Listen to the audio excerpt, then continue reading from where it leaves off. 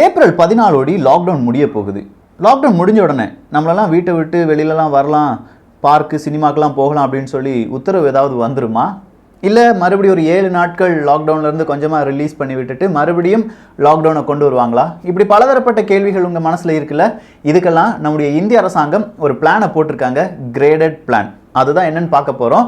அதே மாதிரி இந்த லாக்டவுனுக்கு பிறகு இந்தியாவில் உலகளவில் நடக்க போகும் மாற்றங்கள் என்ன அப்படிங்கிறதுக்கு சின்ன ஹிண்ட்டையும் பார்க்க போகிறோம். இதன் தொடர்ச்சியாக வரும் பதிவுகளில் மிகப்பெரிய சில விஷயங்களை நாம் பகிரப் போகிறோம். ஸோ எல்லோருமே தமிழ் பொக்கிஷத்தில் இணைந்திருங்கள். அன்பு தமிழஞ்சங்களுக்கு தமிழ் பொக்கிஷத்தின் வணக்கங்கள்.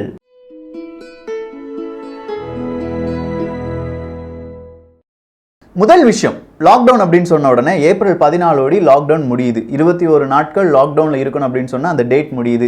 எல்லாருமே நினச்சிட்டு இருப்பாங்க இந்த 21 நாட்கள் முடிஞ்ச உடனே நம்மலாம் வெளியில் வந்துடலாம் அப்படின்னு சொன்னால் கண்டிப்பாக கிடையாதுங்க. இந்த 21 நாள், அதாவது ஏப்ரல் 14க்கு பிறகு என்னென்ன விஷயங்கள் நடக்க போகிறது அப்படின்னு கேட்டால் அதுக்கு கிரேடட் பிளான் அப்படி இல்லைன்னா மெகா பிளான் என்பதை இந்திய அரசாங்கம் அறிவித்திருக்கிறது. கிரேடட் பிளான் அப்படின்னு சொன்னால் ஏதோ ஒரு கிரேட் இருக்கணும். இந்த கிரேட் அப்படிங்கிறதுக்கு பதிலாக கேட்டகரியாக இவங்க என்ன செஞ்சுருக்காங்க, டிஃப்ரென்ஷியேட் பண்ணியிருக்காங்க. Category 1, category 2, category 3, category 4. இதில் கேட்டகரி 4 அப்படிங்கிறது தான் மிக முக்கியமான கேட்டகரி, அதாவது கடைசி கேட்டகரின்னு சொல்லலாமே. இந்த கேட்டகரியில் எந்தெந்த மாநிலங்கள் வரும் அப்படின்னு சொல்கிற சில அளவீடுகள் இருக்கிறது.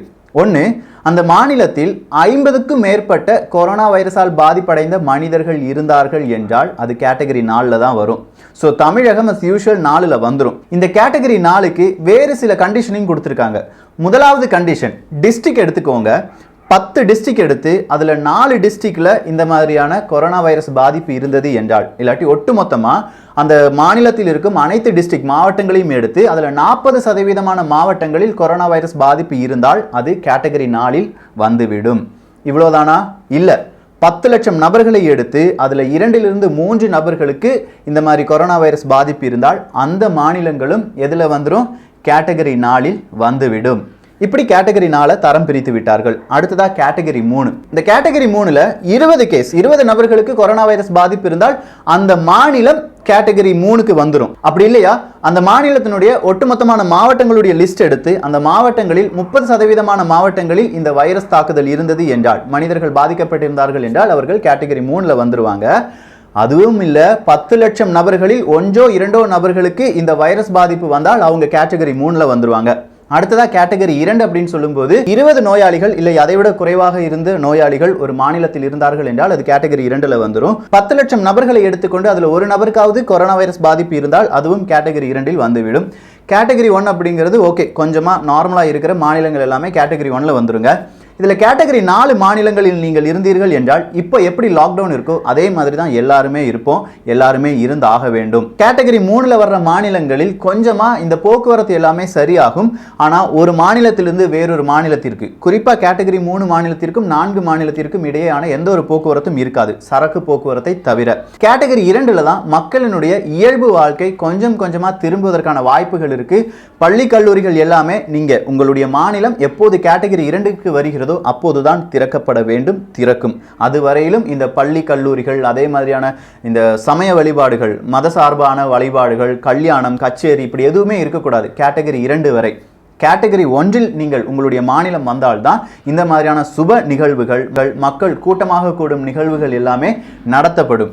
எப்போது நம்முடைய மாநிலம் கேட்டகரி 1க்கு வரும் அப்படிங்கிற கேள்விக்கான பதில் நீங்களே இப்போ யூகிச்சிருப்பீங்க. ஒட்டுமொத்தமா நம்ம மாநிலத்தில் 50 நோயாளிகள் இருந்தால் கூட நம்ம கேட்டகரி 4ல தான் இருப்போம். சோ கேட்டகரி 4ல இருப்பதனால் அடுத்ததான் நமக்கு என்னென்ன பிரச்சனைகள் வரப்போகிறது அப்படின்னு கேட்கும்போது, சாதாரண மக்களுடைய வாழ்க்கை மறுபடியும் லாக்டவுனா, கேட்டகரி 4ல மறுபடியும் எங்களால் வெளியில் போக முடியாதா, வேலைக்கு போக முடியாதா அப்படிங்கிற அந்த சிச்சுவேஷன் வாட்டி வதைக்க போகிறது. இருக்கும் நபர்கள், கொஞ்சமாக சேவிங்ஸ் இருக்கிற நபர்கள் பிழைத்துக் கொள்வார்கள். நம்ம முதலே பார்த்துட்டு இருக்கிற மாதிரி தான் தினக்கூலிகள், வார கூலிகள், இவங்களுடைய நிலைமை என்னவாக இருக்கும்.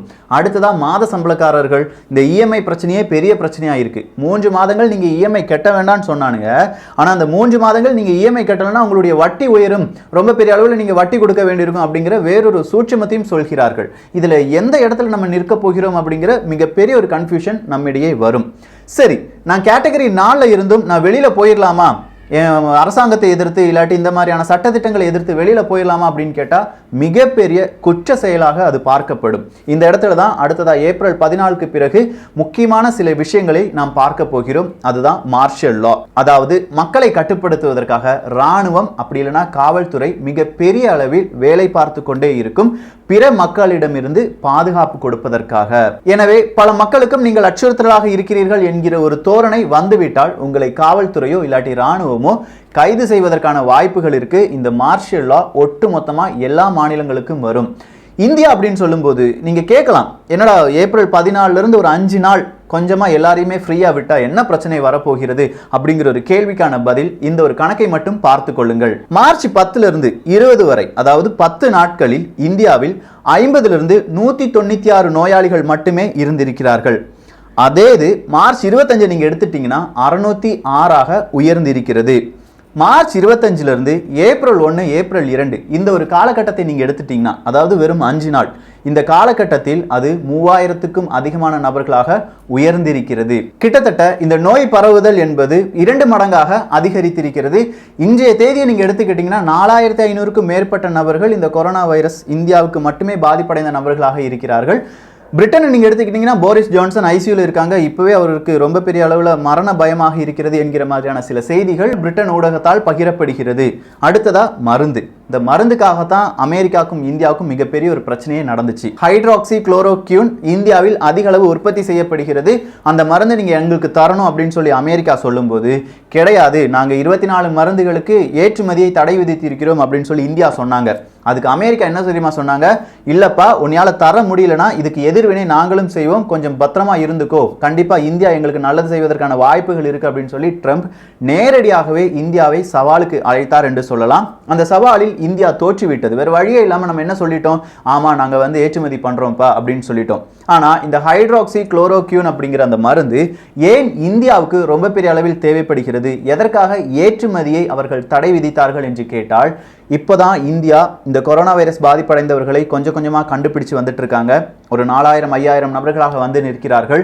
இது இன்னும் 1-2 வாரங்களில் ஒரு 10,000 20,000 30,000 நபர்களை எட்டும் போது நமக்கும் இந்த ஹைட்ராக்சி குளோரோக்யூன் அப்படிங்கிறது ரொம்ப பெரிய அளவில் தேவைப்படுகிறது.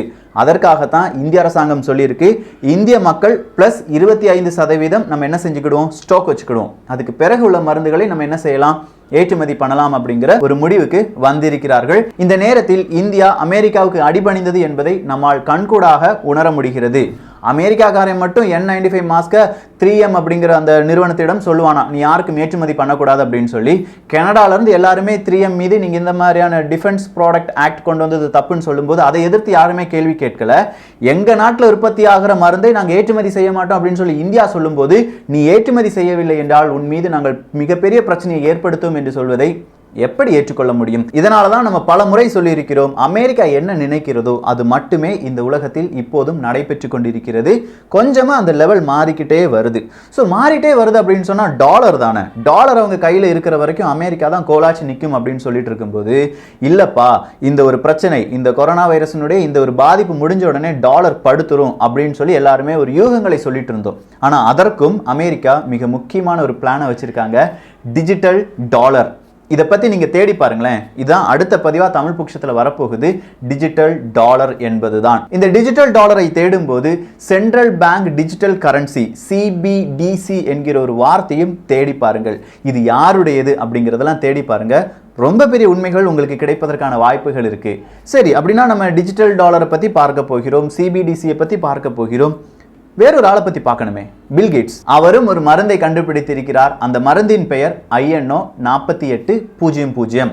ஸோ INO 4800 அப்படின்னு சொல்லும்போது 7 நிறுவனத்தை தொடங்கி, பில்கேட்ஸ் தாங்க 7 தனித்தனி நிறுவனத்தை தொடங்கி அத்தனை நிறுவனங்களிலும் இந்த ஒரு கொரோனா வைரஸுக்கான மாற்று மருந்தை கண்டுபிடிக்க வேண்டும் என்று பல பில்லியன் டாலரை செலவழித்திருப்பதாக பில்கேட்ஸ் சொல்கிறார். அப்படி 7 நிறுவனங்களில் இருந்து கிடைக்கும் 2 மருந்துகளை, அதாவது 2 நிறுவனங்களில் இருந்து கிடைக்கும் மருந்துகளை மட்டுமே சோதித்து பார்க்க போவதாகவும், அந்த மருந்து உலகளவில் எல்லாருக்குமே இன்ட்ரோடியூஸ் செய்யப்படும் அப்படிங்கிறதையும் பில்கேட்ஸ் சொல்லியிருக்கார். ஸோ இதுக்கு பின்னாடி இருக்கிற உண்மை என்ன அப்படிங்கிறத நீங்க தேடி பார்த்துக்கலாம். இன்னொரு உண்மையை நான் சொல்லிட்டு போயிடுறேன். இப்போ நிறைய பேர் 5Gயால இது ரொம்ப பெரிய அளவில் இந்த கொரோனா வைரஸ் பரவுது அப்படின்னு சொல்லி பல வெளிநாடுகளில் 5G டவர் எல்லாம் என்ன செஞ்சுட்டு இருக்காங்க, தீயரிச்சிட்டு இருக்காங்க. நீங்க வேணா 5G கொரோனா வைரஸ் அப்படின்னு சொல்லி சர்ச் பண்ணி பார்த்தீங்கன்னா ரொம்ப பெரிய விஷயங்கள் உங்களால பார்க்க முடியும். ஆனா இதுல எவ்வளவு பெரிய உண்மைத்தன்மை இருக்கு அப்படிங்கிறது யாராலுமே இன்னும் சொல்ல முடியல. ஆனா நமக்கு தெரியாமையே இந்த 5G நம் மீது திணிக்கப்படும் என்பது வேறொரு விஷயம். ஏன்னா எல்லாருமே ஒர்க் ஃப்ரம் ஹோம்ல இருக்கோம், இல்லாட்டி எல்லாருமே வீட்டில் அடங்கி இருக்கிறோம். அப்படி இருக்கும்போது எல்லாருக்குமே இன்டர்நெட் தேவைப்படுகிறது. அந்த இன்டர்நெட்டை 4Gயால கொடுக்க முடியுமா அப்படின்னு கேட்டா முடியாது. ஸோ அஸ் யூஷுவலா நம்ம எல்லாம் எங்க போயிடுவோம், 5Gக்கு போயிடுவோம். அஜெண்டா 21ல பார்த்த எல்லா விஷயங்களுமே நடந்துட்டு இருக்கோ. டிஜிட்டல் கரன்சி ஆமா வந்துருச்சுன்னு சொல்ற, 5G ஆமா அதுவும் வந்துருச்சுன்னு சொல்ற, மார்ஷல் லா ஆமா அதுவும் வந்துருச்சுன்னு சொல்ற, வேற என்ன இன்னும் வராம இருக்கு, வேக்சினேஷன் ஆமா அதுவும் கண்டுபிடிச்சிருவாங்க, எல்லாருமே வேக்சினேஷன் போடணும்னு சொல்லிடுவாங்க. சரி, அடுத்ததா இந்த சோஷியல் மீடியால நம்மளாம் ஏதாவது கருத்துக்களை பகிர முடியுமா என்று கேட்டால் அங்கேயும் பிரச்சனை இருக்கு. சோஷியல் மீடியா ஃபுல்லாக இனி பெரிய அளவில் மானிட்டர் செய்யப்படும். அதுதான் இங்கே அடுத்த ஒரு பிரச்சனை. கொரோனா வைரஸை பற்றி எதிர்மறையான சில விஷயங்கள் இல்லாட்டி தப்பான சில விஷயங்கள் அப்படின்னு சொல்லி யாரெல்லாம் பரப்புரை செய்கிறார்களோ அவர்களுடைய அக்கௌண்ட் எல்லாமே முடக்கப்படும். அதற்காக கூகுள் புதுசாக கொஞ்சம் அமௌண்ட்டை கூகுள் நிறுவனத்துக்கு முதலீடு செஞ்சு ரொம்ப பெரிய ஆட்களை அங்கே என்ன செய்ய போகிறாங்களாம், பணியமர்த்த போகிறார்கள். நிறைய ஃபேக்ட் செக்கர்ஸ் அதுக்காக பணியமர்த்த போகிறார்கள் அப்படிங்கிற வேறொரு செய்தியும் வலம் வந்து கொண்டுதான் இருக்கிறது. இவ்வளவு முடிஞ்சிருச்சு அப்படின்னா நமக்குலாம் வேலை இருக்குமா? ஏப்ரல் 14 இந்த லாக்டவுனுக்கெல்லாம் பிறகு வேலை குறைக்கப்படும். சொசைட்டி டிபெண்டன்ட் வேலைகள் மட்டுமே கொடுக்கப்படும் அப்படின்னு சொல்லியிருக்காங்க. இந்த சொசைட்டி டிபெண்டன்ட் அப்படின்னா இப்போ சுற்றுலாலாம் அந்த சொசைட்டி டிபெண்டன்ட்லாம் வராது. ஸோ சுற்றுலாத்துறையில் இருக்கும் நபர்கள், அந்த வேலையில் இருக்கும் நபர்கள் உங்களுடைய கஷ்ட காலம் ஒரு 6 மாதத்திற்கு தொடரப்போகிறது என்பதை இப்போதே உணர்ந்து கொள்ள வேண்டும். ஏன் சொல்கிறேன்னா, இனி ஃபாரினர்ஸ் இங்கே அதிகமாக வர முடியாது, யாரும் வர்றதுக்குன்னு ட்ரை பண்ண மாட்டாங்க. உலக நாடுகளே பயத்தில் இருப்பதால் சுற்றுலா முழுவதுமாக பாதிக்கப்படும். கேட்டகரி 4 கேட்டகரி 3லாம் நம்ம சொன்னோம்ல, கேட்டகரி 2ல் வரும்போது தான் ஏர்லைன்ஸ் அப்படிங்கிறதுக்கெலாம் நம்ம ஏறவே முடியும். அதாவது அந்த மாவட்டத்திலிருந்து இல்லாட்டி அந்த மாநிலத்திலிருந்து உங்களால் விமானத்தில் பறக்க முடியும். அப்படி நீங்கள் கேட்டகரி 3-4 இருக்கிற மாநிலத்தில் இருக்கும் நபர்களாக இருந்தால் விமான பயணம் செய்ய வேண்டும் என்றால் அதுக்கான ஸ்பெஷல் பெர்மிஷன் எல்லாமே நீங்கள் வாங்கணும். அப்படி வாங்கின பிறகும் நிறைய ரெஸ்ட்ரிக்ஷன்ஸ் எல்லாமே இருக்கும். ஸோ இந்த மாதிரி நேரத்தில் சுற்றுலா இங்கே வருமா என்று கேட்டால் அது மிகப்பெரிய ஒரு பிரச்சனையாக மாறும். சுற்றுலாவை நம்பி இருக்கும் மனிதர்கள் இதை மிகப்பெரிய ஒரு எச்சரிக்கையாக எடுத்துக்கொள்ள வேண்டும். அடுத்த பதிவில் அடுத்ததாக என்னென்ன கேட்டகரியில் இருக்கிற ஒர்க்கர்ஸ், ஜாப் இதெல்லாம் பாதிக்கப்பட போகுது, டிஜிட்டல் டாலர்னா என்ன, பில்கேட்ஸ் கண்டுபிடிச்ச அந்த வேக்சின் எப்படி வேலை செய்ய போகிறது, இதை பற்றி எல்லாமே பார்க்க போகிறோம். எல்லோரும் தமிழ் பொக்கிஷத்தில் இணைந்திருங்கள். இது கொஞ்சம் பெருசா இல்லாட்டி தேவையில்லாத ஒரு டாபிக்கா உங்களுக்கு தோன்றலாம். ஆனால் இந்த டாப்பிக்கை பேஸ் பண்ணி தான் இனி வரப்போகிற பல நாட்கள் இருக்க போகிறது. சொல்லப்போனால் ஏப்ரல் 14 இந்த டாப்பிக்கை கேட்கும் நபர்களுக்கு நான் இதில் மறைமுகமாக சொன்ன பல விஷயங்கள் புரிய வரும். ஸோ இந்த ஒரு காணொலி பற்றிய உங்களுடைய கருத்துக்கள் இங்கே வரவேற்கப்படுகின்றன. எல்லோரும் தமிழ் பொக்கிஷத்தில் இணைந்திருங்கள். தமிழ் பொக்கிஷம் சேனலை சப்ஸ்கிரைப் செய்யாத தோழர்கள் தோழிகள் தயவு செஞ்சு சப்ஸ்கிரைப் பண்ணிக்கோங்க. நல்லதை பகிர்ந்து நல்ல சமுதாயத்தை உருவாக்குவோம். நன்றி, வணக்கம்.